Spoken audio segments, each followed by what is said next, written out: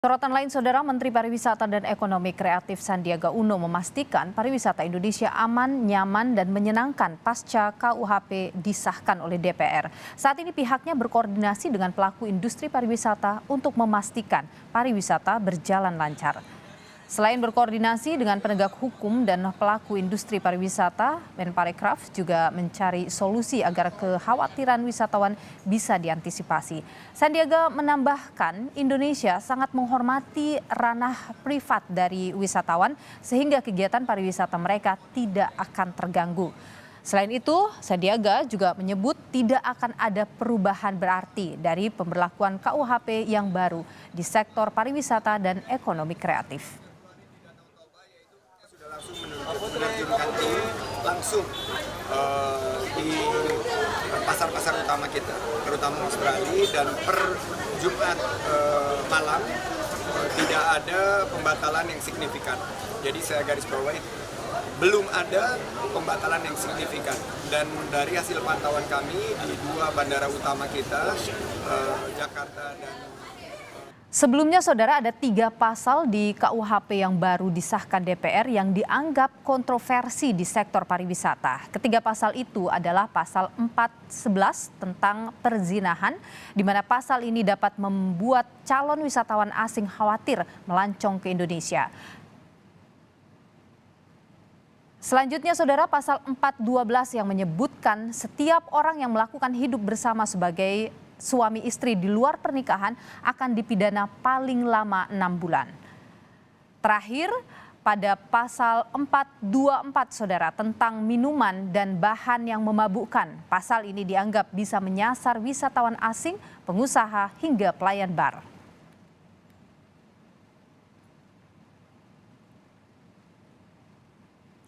Pengelola Bandara Ngurah Rai Badung, Bali memastikan tidak ada informasi ribuan wisatawan yang membatalkan kunjungan ke Bali. Pengelola bandara menegaskan jumlah wisatawan melalui Bandara Ngurah Rai cenderung stabil, bahkan ada peningkatan dari Australia. Sebelumnya beredar informasi ribuan wisatawan membatalkan kunjungannya ke Bali pasca berlakunya Undang-Undang KUHP yang baru. Lantas, Saudara, bagaimana pemerintah Provinsi Bali merespon soal pasal dalam KUHP yang baru disahkan dan juga kunjungan wisatawan? Benarkah pasal dalam KUHP ini berpotensi mengganggu kenyamanan wisatawan yang akan ke Bali? Kita tanyakan, Saudara, bersama dengan Wakil Gubernur Bali, sudah terhubung melalui sambungan telepon dengan kami, Cokorda Oka Arta Ardana. Pak Wagub, selamat petang. Selamat petang, Ibu. Ya, dengan Niluh di studio, Pak Wagub. Jadi saya ingin konfirmasi ke Anda, apakah KUHP ini benar disebut mengganggu kunjungan wisatawan asing ke Bali?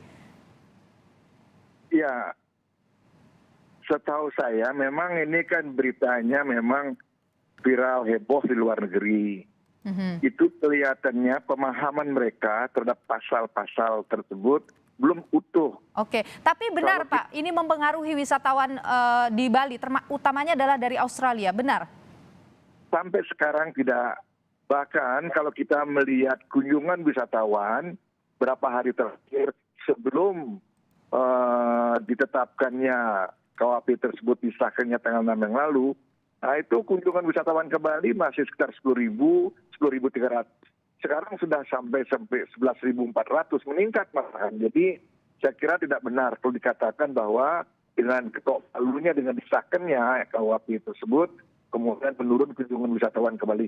Sampai sekarang tidak ada tanda-tanda ke arah itu, bahkan saya cek booking juga di airport, sampai akhir tahun ini pun belum ada pembatalan. Oke, jadi tidak ada pembatalan sama sekali, bahkan wisatawannya justru naik. Tapi Pak Wagub, kalau saya konfirmasi ke Anda, benar bahwa wisatawan Australia ini adalah termasuk yang terbesar setiap tahunnya datang ke Bali?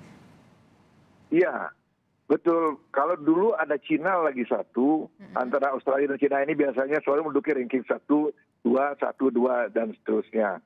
Bahwasanya travel ban yang biasa diberikan oleh Australia, itu memang dari dulu pada waktu kita COVID juga memang paling cepat Australia respon. Pada waktu bencana Gunung Agung juga demikian.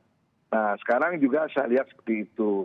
Jadi kalau wisatawan Australia sendiri selama ini tidak sebesar dipengaruhi oleh travel ban tersebut.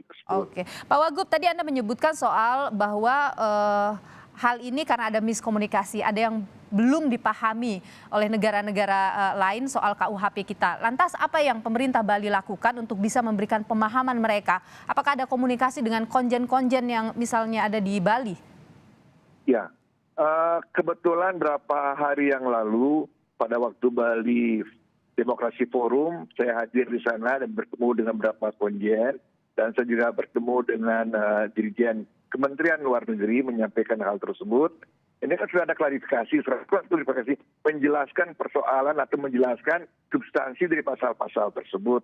Tidak ada yang berubah sebagaimana Pak Menteri Sandiaga juga menyampaikan, antara KUHP yang sebelumnya sama yang sekarang, tidak ada, bahkan menurut saya sekarang subjek yang berhak menggugat atau mempidanakan tersebut lebih jelas yang sekarang. Artinya jelas, subjeknya jelas. Suami atau istri yang sah atau orang tua. Jelas sekali subjeknya. Jadi dengan demikian, saya melihat dari pasal-pasal tersebut tidak akan terjadi sweeping, tidak akan terjadi. Ya, ini yang saya komunikasikan. Itu jaminan yang diberikan oleh pemerintah Bali bahwa tidak ada sweeping karena ini adalah delik aduan, begitu ya? Iya, karena delik aduan, betul. Oke, lantas kemudian setelah Anda memberikan pemahaman seperti itu ke konjen-konjen ya, negara-negara sahabat, apakah hal yang sama juga diberikan kepada masyarakat Bali?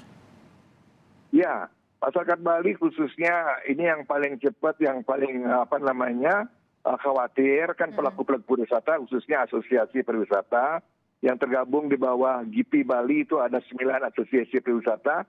Ke-9 ketua-ketua asosiasi sudah membuat pernyataan bersama 2 hari yang lalu bahwa tidak ada persoalan masalah pasal-pasal tersebut. Baik, tidak ada persoalan pasal-pasal tersebut. Terima kasih Wakil Gubernur Bali Cokorda Oka Artardana. Terima kasih Pak Wagub, sehat selalu. Terima kasih.